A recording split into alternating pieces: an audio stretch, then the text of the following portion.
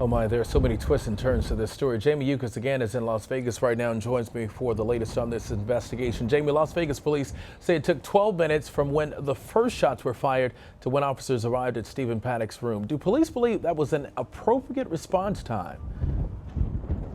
Well, we've been asking that question all week as this timeline continued to shift, and there was obviously some questions about the amount of time it took to get police up there and staged on the 32nd floor. What we do know from security experts is it sounds like there was initial confusion as to where this shooting had occurred. So you heard in my story there that that the security guard had radioed down, and yesterday in that press conference, the sheriff said that he had attempted to radio down and then used his cell phone to call. There was no clarification on if that was to police or hotel security.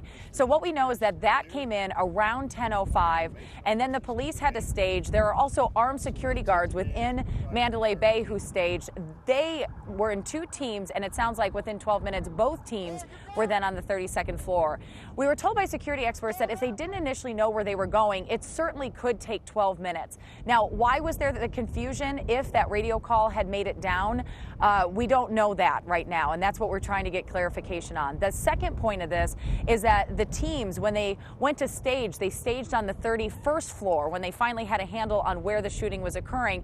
But as you remember, earlier in the week, we learned in a press conference that when they got up the stairs to the 32nd floor, that door was bolted shut. So there was an issue. They then had to turn around, get back, and figure out how they were going to get to the 32nd floor. So that's likely why it took that 12 minutes. Jamie, the biggest question that still remains unanswered at this hour is why? Is there any other new information about what may have motivated the gunman, or are police still at a standstill? I think that's where so many people are frustrated, including Sheriff Lombardo. You saw in that press conference on Friday. They don't have a motive at this point in time. The FBI, who's also working hand in hand with the police department here, also said they don't have a motive and clarified yesterday, saying they still have not found that he was a part of any type of ideology. It doesn't sound like he was participating in any type of group, that he didn't have an accomplice in this, but that they hope that somebody heard something or heard him planning so that they can start going back and piecing this together. The other piece we learned this week is that the shooter's girlfriend, Mary Lou Danley, has been interviewed by investigators time and time again, and she keeps reiterating that she really did not think that there was anything wrong with Stephen Paddock's mental health. So that's a piece, too, that investigators are looking at and still asking themselves why this happened. Got a couple more questions for you before we let you go. We understand an autopsy was performed on the gunman. What can you tell us about that? Yeah, that was interesting. We did learn that there was a visual scan done of the shooter's brain, and what was found is that there were no visual abnormalities, but his brain has now been sent to a lab where they will look at it microscopically and see if there was any type of abnormality.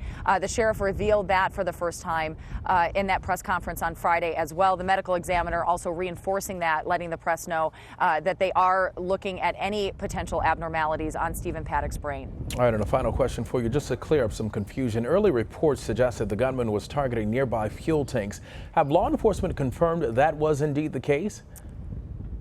Yeah, so you remember there were two windows that Stephen Paddock was shooting out of, and it turns out that he not only was firing at the crowd, but then would go to the second window and was firing at the fuel tanks, which are really just right over here. So you see where Mandalay Bay is.